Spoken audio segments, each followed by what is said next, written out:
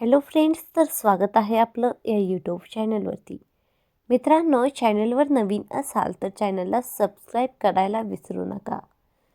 राणीने दिला इंद्राला आधार. हो मित्रांनो, चला तर मग सविस्तरमध्ये पाहूया.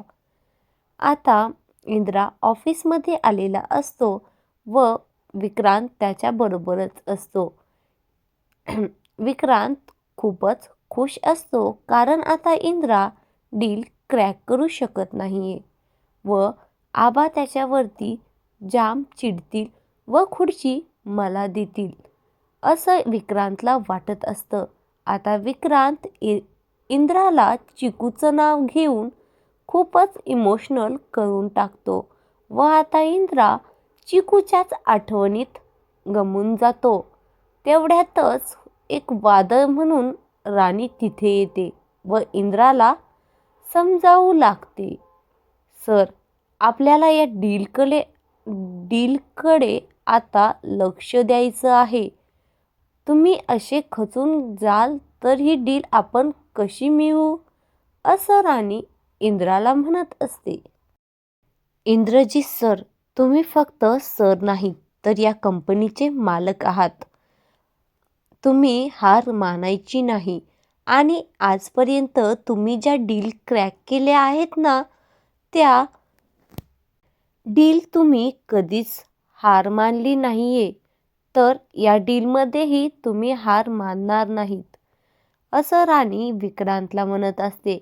आता विक्रांतला हे ऐकून खूपच कॉन्फिडन्स येतो व तो डायरेक्ट मीटिंग रूममध्ये जाऊन सर्वांना सांगू लागतो. कंपनीचे फायदे, कंपनीचे तोटे हे सर्व सांगू लागतो. इंद्राचा कॉन्फिडन्स व कंपनीचे सर्व सुरळीत कामे पाहून साइन अप करून टाकतात. कंपनीलाच डील देतात. हे पाहून विक्रांत आता खूपच चिडलेला असतो व तो लगेचच रागाच्या भरामध्ये गजाला फोन करतो व सांगू लागतो की ही राणी आता माझ्या डोक्याला खूप जड झाली आहे. हिने आता खूपच मला त्रास दिलेला आहे. हिचं काहीतरी आता आपल्याला करावंच लागेल. गजा खूपच थरकापल्या आवाजात विक्रांतला सांगू लागतो की मी ना त्या राणीच्या तोंडावरती रुमाल ठेवून तिला बेशुद्ध करतो व नदीमध्ये ढकलून देतो व यावरती कोणालाही संशयही येणार नाही. एकदम नैसर्गिक अपघात झाला आहे असं वाटेल. विक्रांत म्हणतो, हो, कुणालाही संशय येऊ देऊ नको व अपघात हा नैसर्गिक असावा असं गजाला सांगत असतो.